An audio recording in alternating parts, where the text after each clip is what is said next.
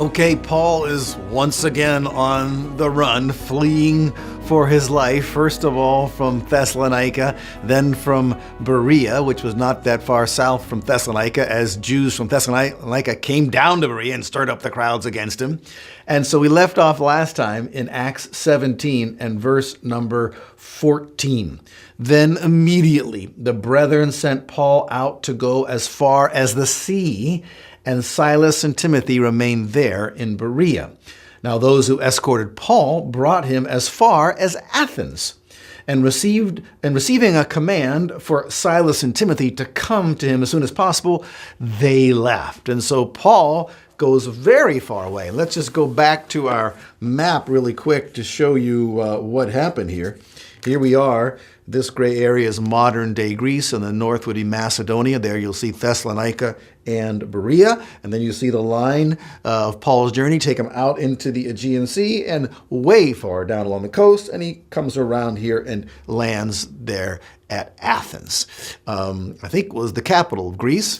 I think it is today, but don't quote me on that. But big city. I've had the privilege of going there. You know, the ruins are just absolutely amazing.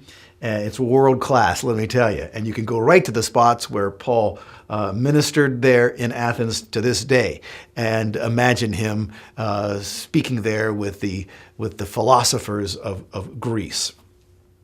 So let's keep reading now in verse number 16. Now, while Paul was waiting for them, that would be Silas and Timothy, waiting for them at Athens, his spirit was being provoked within him as he observed the city full of idols. Of course, the Greek gods, you know, that they got a whole slew of them. So he was reasoning in the synagogue with the Jews and the God-fearing Gentiles, there they are once again, and in the marketplace, every day with those who happened to be present. And also some of the Epicurean and Stoic philosophers were conversing with him. Now, we'll just pause right there just for a second. I have studied both the Stoicism and Epicureanism in the past, and I can remember very little about them, but let it suffice to say this. The Greeks were great thinkers, and you got to hand it to them for that. A lot of great philosophers, of course, were spawned from Greek civilization and culture, and you know, in all philosophy, generally there's some degree of truth because it's based on natural revelation. People look around, they look at their bodies, they think, examine relationships and the world and how their minds work and so forth, and they come to some conclusions. Unfortunately, when those conclusions are made apart from the revelation of an eternal creator, God, who has revealed himself, in many ways, but ultimately through Jesus Christ, you're not going to have the whole truth. The Stoics, in particular, believed that any negative emotions were the result of poor judgment. And so if you were perfected in intellectual and moral perfection, you wouldn't suffer any of those negative emotions. And so we get our word stoic today. We speak of someone as being a stoic, unaffected by circumstance, always calm and composed and forbearing in difficult circumstance. So that was kind of what characterized the Stoics. And then the Epicureans, I think they believed in a pantheon of gods. But life's greatest end was just to find pleasure in eating and drinking and sex and so on.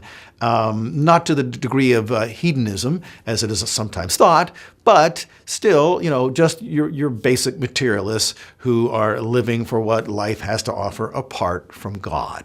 And so obviously Paul has something great to tell these guys, and they're in the marketplace. And I like what we read here in verse number 18 of Acts 17. And also some of the Epicurean and Stoic philosophers were conversing with him. Some would say, quote, "What would this idle babbler wish to say?" End quote. Others, quote, "He seems to be a proclaimer of strange deities," end quote, because he was preaching Jesus and the resurrection.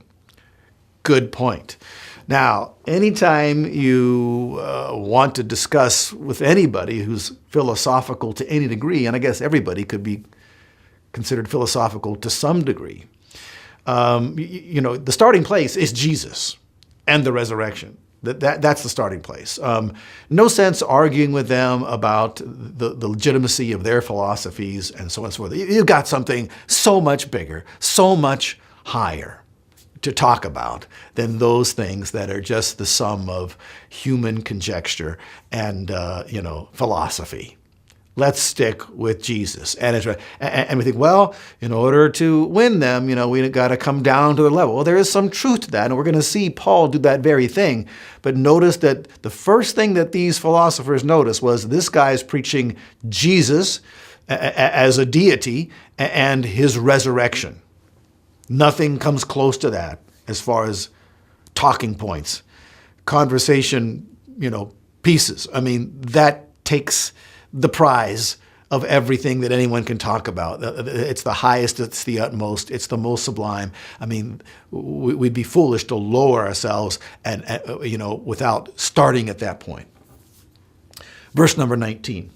And they took him and brought him to the Areopagus, and I've been there, saying, may we know what this new teaching is, what you are proclaiming? For you are bringing some strange things to our ears, so we want to know what these things mean. Okay, so again, he's caught their attention with these amazing stories he's telling about Jesus and him dying and coming back to life 3 days later.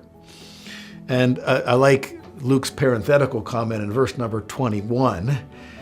Now, all the Athenians and the strangers visiting there used to spend their time in nothing other than telling or hearing something new. Right? So they just like the novelty of this message. They've heard it all before. So Paul stood in the midst of the Areopagus and said, men of Athens, I observe that you are very religious in all respects. He's starting on some common ground, a good point, which we're going to talk about in our next segment. So I'll see you next time.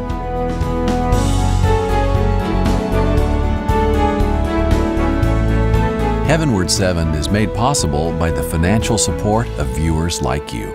Thank you.